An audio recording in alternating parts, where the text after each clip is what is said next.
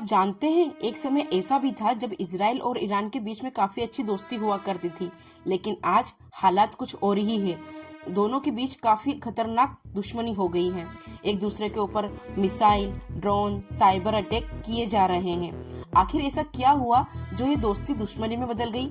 हम जानेंगे इजराइल और ईरान की इनसाइड स्टोरी।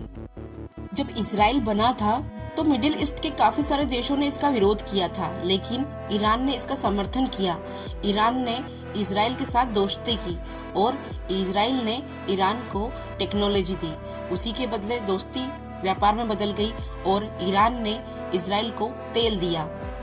यह दोस्ती 1970 तक मजबूत बनी रही, पर एक साल ऐसा आया जिसने सब कुछ बदल दिया। 1979 में ईरान में एक क्रांति आई। यह क्रांति थी इस्लामी क्रांति। शाह की सरकार गिर गई और सत्ता आई नए हाथों में। वह सरकार थी रुहुल्लाह खमैनी। नई सरकार की सोच साफ थी, इजराइल को मान्यता नहीं मिलेगी। उस दिन से दोस्ती खत्म और दुश्मनी शुरू। देशों के बीच तनाव बढ़ता रहा और धीरे धीरे दोनों के बीच प्रॉक्सी वॉर शुरू हो गया। अब प्रॉक्सी वॉर क्या होता है?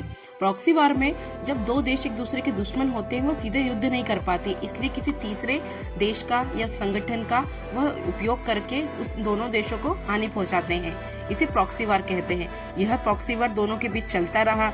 उसके बाद यह देश ईरान ने लेबनान में हिजबुल्लाह को समर्थन दिया और गाजा में हमास को मदद मिली, और इसी देश ने इजराइल पर हमले किए। इसके जवाब में इजराइल ने हवाई हमले किए उन संगठनों पर जहां पर ईरान का समर्थन था। देशों के बीच तनाव बढ़ता गया, पर सबसे बड़ा डर तब आया जब ईरान को न्यूक्लियर प्रोग्राम की जानकारी हुई। इजराइल डर गया कि ईरान के पास अगर परमाणु हथियार आ जाते हैं तो इजराइल का अस्तित्व खत्म हो जाएगा। उन्हें डर था कि काफी हद तक उन पर अटैक किए जा सकते हैं। यहीं से दोनों के बीच खुफिया अटैक, साइबर अटैक होने शुरू हो गए। और आज की हालात कुछ अलग ही हैं। आज 2026 में तनाव खुली टक्कर में बदल चुका है। मिसाइलें छोड़ी गई हैं, ड्रोन आसमान में उड़ रहे हैं, हिजबुल्लाह भी मैदान में उतर चुके हैं। मिडिल ईस्ट का हर देश अलर्ट पर है। तेल की कीमतें बढ़ रही हैं और दुनिया की अर्थव्यवस्था कांप रही है। यह जंग दो देशों की नहीं, यह है धर्म, राजनीति, शक्ति और अस्तित्व की जंग है। और इसमें सबसे बड़ा सवाल है, क्या यह संघर्ष यहीं रुकेगा या पूरी दुनिया को अपनी चपेट में ले लेगा? यह तो समय ही बताएगा।